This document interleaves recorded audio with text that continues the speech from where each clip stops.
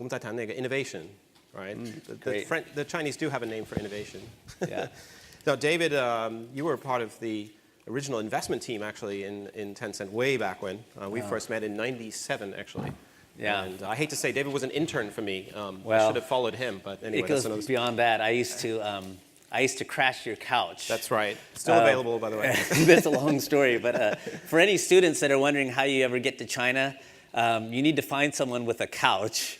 And even if they don't necessarily want you on the couch, you need to stay as long as you can until you get a job. And that's exactly how I ultimately got to Tencent, was through the graces of Duncan's couch. And I think Airbnb has some clones in China. Yes, now, so, we maybe had an idea there more organized. way before its time. There you go.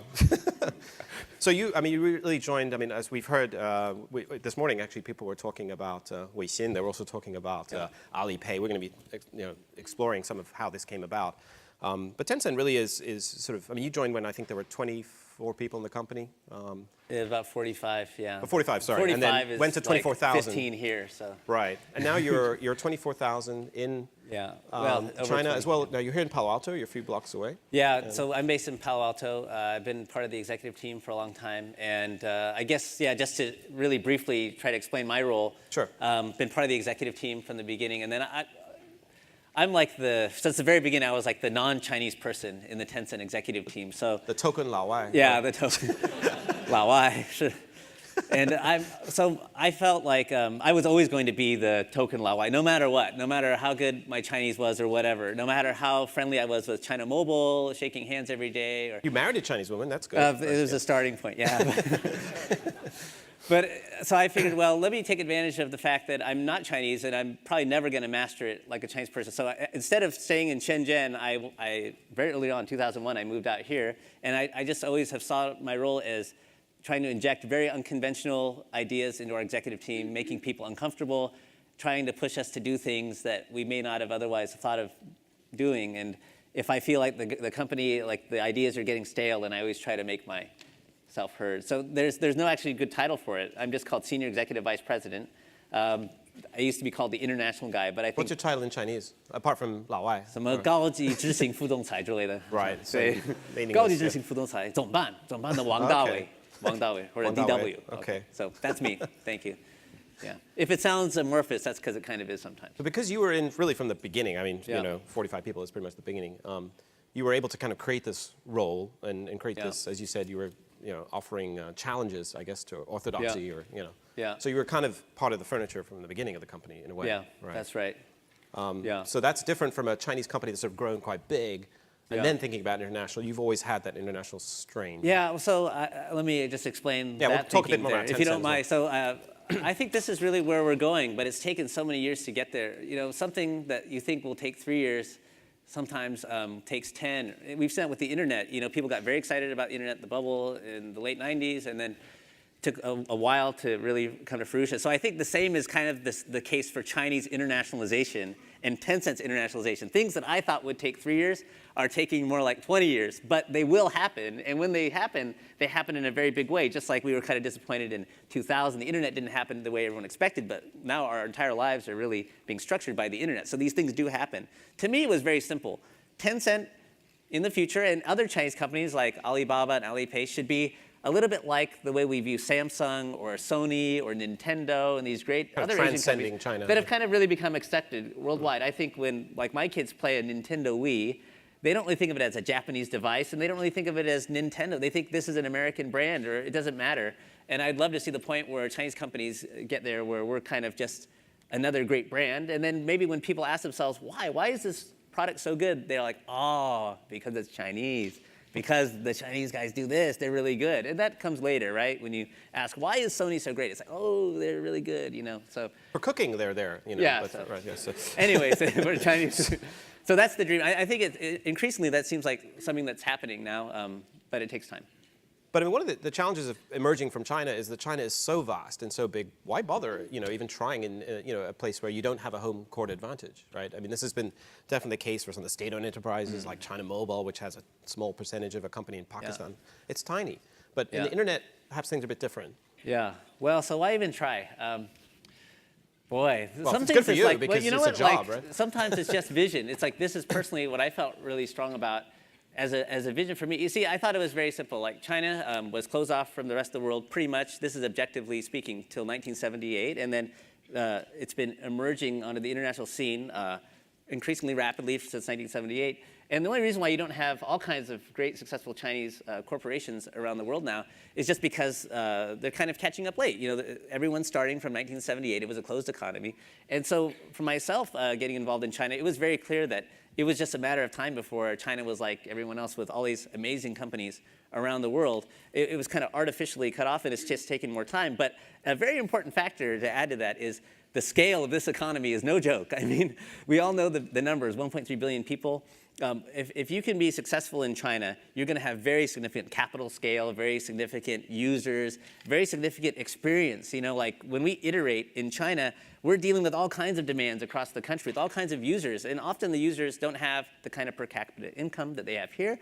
So we have to be really thoughtful about how we do things. And plus, our model is really based on us charging our users for services as Tencent. This is something that's very unique for any internet company around the world. We do not make money from ads in the way that other internet companies do. We're about 10% ad-driven for the most part, and that's been the case for a long time. So 90% of our business is based on people actually being willing to pay us something. That's a very profound point. If we look, I mean, the valuation of Tencent today, I think, is north of $60 billion US. Yeah, I try not to look. You don't look, but that's significantly north of Facebook, which is struggling to find an advertising model, right? I don't think many people have really looked into our model. So I felt like, well, we're building a lot of experience in this area with a lot of scale because we're in China, and that leads to large capital scale. And I think at some point that's going to be very useful for all kinds of users in all kinds of markets around the world. We just have to really focus on meeting the needs of the users around the world much more directly. And that's kind of where we're going now. You take it pretty seriously, like getting into the minds of users. You were saying you even like go into their homes with their permission, though. Yeah. How does that work? Yeah, I don't know of any cases without their permission. Well, so if you were just trying to understand like how Tencent operates as a company, you know, we have to think about what could I say that would cut across every product and everything we do as a company. We have something that we call customer engagement. It's a kind of an operating methodology or almost a culture at Tencent. It's pretty simple at the end of the day. You know, every product manager knows that the way that they make decisions has to involve very deep customer feedback and very deep iteration with users. And the thing that makes us different than maybe typical Silicon Valley companies that are really into like data mining, business intelligence, A/B testing, that's all great stuff. We do that too. But we really feel it's important that product managers engage directly in face-to-face interactions with their users. You have to like shake the hand of the person you're serving. You have to go, like if we were a restaurant, it's like you're working for McDonald's, you got to go into your restaurant, you got to watch people eating the burgers, you got to eat your own food, you got to see, are we really living up to our commitment here? Sometimes with internet companies, because of the way that we develop our services and we engineer them with computers and we disseminate them, a lot of companies kind of lose that touch with people, and it's kind of dangerous over time because for us, some of our services have hundreds of millions of users. Some of them are well over 500 million users. And if we grow by 1 million users in a day, you're desensitized to it. It's like, oh, we grew by 1 million, but I was hoping for 1.5 million. Well, that's 1 million users. How do we actually scale things down sometimes to like the individual, really caring about the mom communicating with their kid, the kid who rides their bicycle 45 minutes to go to the internet cafe? How do we keep our eye on the big picture, but also like at the micro level? And we find that when we do that, there's a lot more personal satisfaction for people working at Tencent about what they do, because you can be really disappointed. I wanted to get 1 million users today, and instead I only got 800,000. I missed my targets. Or you could just focus on the one person whose life you changed, right? And that's also that's really what it comes down to at the end of the day. So we try to make sure that people have a deep personal appreciation for what they're doing, and that's really the operating ethos of the company. The reason we're really trying to understand this sort of secret sauce of Tencent and innovation, and also at Alipay and Alibaba, is just the numbers. I mean, let's take a step back. So you started very much, I guess, an instant messaging client was sort of the first public face of QQ, perhaps. But you were able, to surf that wave and enter a market like games, for example, which has become, you're now dominating in China, which is one of the largest drivers of revenue in the internet. And now with WeChat and other products into the mobile world. So there seems to be something that you're doing right. But maybe you want to recap a little bit that trajectory and how that came about. Like all of our, well just some of the key points in there. Does anyone here use like a Tencent service? I'm wondering, does anyone use WeChat? Thank you. That's really great. Who does not use it? Anyone use WeChat? 微信有没有人用？微信对微信大概可对能50%的人用微信是吧？那我们可以都开那个 50%。 We can Okay. do this online. So about 50%. Maybe 还在50%的人用。So, so a lot of people say, even in our executive team, there are some debates like, sometimes it seems like we're doing everything. And it's kind of true. I mean, we're doing almost everything on the internet. And how does we And make you don't it buy work? companies, right? You tend to do it all. Well, we tend to build internally. We do Generally, investments, we right. bought some, but usually, like our Exception. executive team's way of thinking, how am I going to expand, is usually by putting engineers behind the problem, Right. usually. And that's very different than other executive teams that might feel like, they're just going to spend money too. But that's not how we've Which done makes things. you, I mean, to some extent, it makes you unpopular because startups in China want to get bought by Tencent, but it's Yeah. not going to happen mostly. I think, I don't work on that part of the business, but they should by all means, approach whoever they need to approach to do that. But I don't think there's anything we're opposed to necessarily. But the most important part of any deal or any service is we really strive for platform integration. So we started with instant messaging, as you mentioned. Maybe there's a couple of QQ users in the audience here, but we started with QQ, and then we noticed that we had a very deep relationship with the user. On average, users were in QQ for about 4 hours a day. And we started thinking, That's a lot. how can we give them more? It wasn't really about competing with other people. Right. In fact, Tencent very rarely thinks about competing with others, although the media likes to see a good fight. But for us, it's like, we're just thinking, how do we add more user value? And then sometimes when we expand, it upsets people. And we get it, I mean, that's fine. But basically, we started with instant messaging, and we kept thinking about how do we add more value to users. You mentioned the entrance into games. Entering into games is very simple for us. We used to be the most favorite thing for people to do in internet cafes until about 2002, and then we noticed that people would go in and send instant messages to their friends, and then they go play games for like 4 hours, and then they would leave, they would send a few messages to their friends, and they were out. So we got like 10 minutes of time, and the games got like 4 hours of time or 3 hours of time. So we felt like this was actually potentially very disruptive to our business because we weren't providing a lot of value compared to the game companies. So we started thinking, what can we do to get users into games? And we approached games very much from the perspective of games being an interactive platform. We weren't very interested in art or design or this kind of stuff, or single-player games. We were all concerned about multiplayer games, giving the QQ users who are always communicating with each other something more to do, more interactive context to interact with each other. And then that's just grown to where it is today, where it's a very big business. I think every additional service like games that we have done have always been informed by just a pretty straightforward decision, thinking about how we can add more value to our users. And can we integrate that service with other parts of our platform to provide a really valuable offering? And while you don't buy companies very often, although you do invest. And you have a philosophy, again, getting behind the founding team is really the key. That's really important for us. I think, so there's been a lot of questions that I get, sometimes from friends or people in the industry, like, what are we going to do next? And is Tencent going to buy some big company or something? Because how many people here in Palo Alto? Palo Alto is about 50 right now. You have Boston? We have a small team in Boston. Yeah, we have some other, number of companies we've invested in. Some of that's R&D and US. some of that's investment, or is it? Yeah. So I mean, I think that probably the most notable investment we've done in the U.S. is with a company called Riot Games, which operates extremely independently, kind of to your point about us leaving operations to run independently. But the ultimate philosophy is we look for great founders that we can get behind as a company. So we feel like we're most effective when we find a really powerful, smart, entrepreneuring, founding team with a great vision that we're also excited about, and we get behind them to support. And when that founding team doesn't need us to be involved, they're running their show. We're not like trying to interfere in their daily operations and that kind of stuff. But when they ask us for support, we try to be very aggressive. And is China always part of the equation, or? Often not. No, so when we do investments in the U.S., China is often not necessarily the most important thing at all. Yeah, now as a company, we're just trying to expand internationally. So, and this model works really well. Like we work with founders that are focused on the U.S. market. We get behind them, and that's how we feel like we have a greater opportunity for success, is by letting that founder team go after the local market and us supporting them. And you've also made investments in more mature companies, like in Russia, DST Military, who have backed Facebook and Zing and other companies like that. So it's early stage as well. Yeah, I think at the end of the day, like say a company is going after a certain part of the market, and we get behind them with an investment, or maybe even like a majority investment. we want to make sure they share our sensitivity to users. Remember I was talking about with that whole customer engagement stuff? Like, do they listen to users? Are they really sensitive to users? Do they have similar, maybe different, but similar operating processes that share our care about the users? Like, that's really important to us, because then we know, like, when they face a difficult decision or they're developing their products, that they're doing it in a way that we're very comfortable with. And they kind of share our DNA, even though the reflection of that DNA, the way they do it may be different than us. But I think that's a really important part of getting behind any operating team. And that's how we actually allow them to be very independent, because we know they're going to do things in the right way.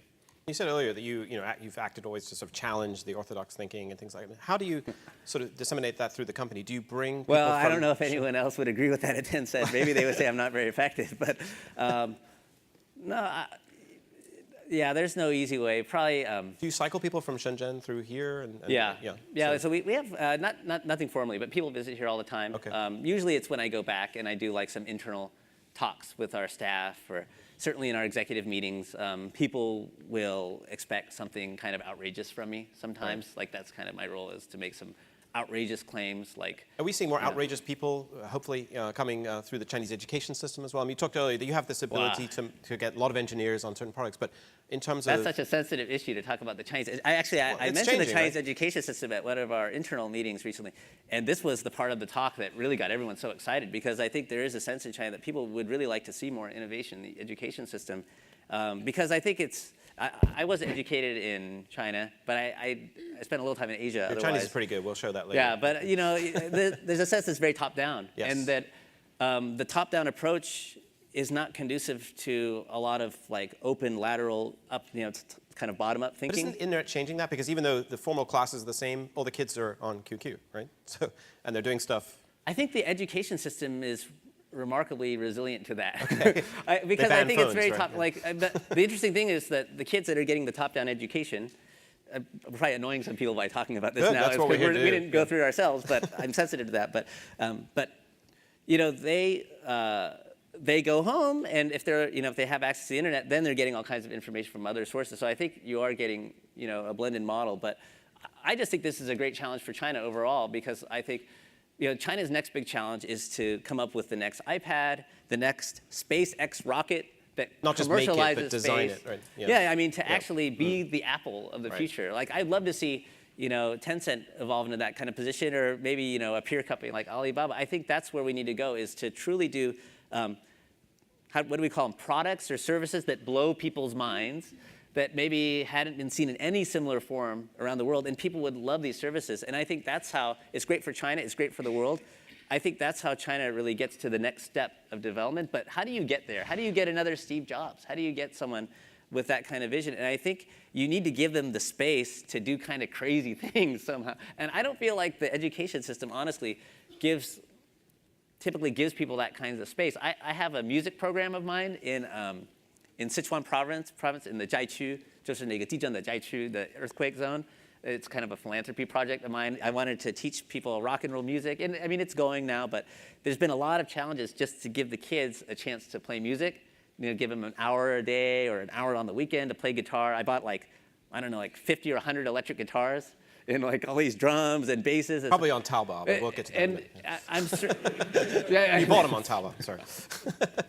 But anyways, like it seemed like there's a real issue there with the teachers giving the kids enough time. I think they get some time, but it's like it's kind of like often they're not really given any time to play. Gaokao system. And I'm trying to dig into like what's going on here. It's like, oh, it's Gaokao. It's the high school exams. Or the junior Gaokao high is this school like horrendous It's actually a exam. junior high school, so it's not Right. Gaokao. Even before worse that. before that, I thought yeah. I was doing the right thing by working Yeah. with the junior high school in the Jiaqiu. They still. I mean, and all I want these kids to do is just like experience the love of music, rock out, have a good time. That's what I did when I was their age. And it seems like it's a real challenge because it kind of conflicts with the top-down priorities of the government. And I'm like, I think you need a little bit of both. I think you need a lot of, stringent, highly disciplined education, but at the same time, give the kids a chance to make their own. I just want them to make their own music, not like study someone else's music. Come up with their own songs. And I think when China gets that balance right, it's going to be super powerful because, the mathematics and all like the science capabilities of the country are absolutely incredible. I think like Shanghai has like the #1 school in the world now or something like that. But you combine that with like creativity. That's also very innate to China. Steve Jobs technology. And you know, I mean, liberal it's going to be arts. amazing. Yeah. So, Right. So we're that's getting what I'm close, looking forward it to. sounds like. That's what I'm looking for. And these are the kind of things I'll share inside Tencent that make me kind of crazy. So you're getting a taste of it. Great. now. Okay. Next time you got to bring your electric guitar. Then. We'll hold your questions, and hopefully we're going to get some ideas. Be careful what you from ask this. for. Yeah, I know.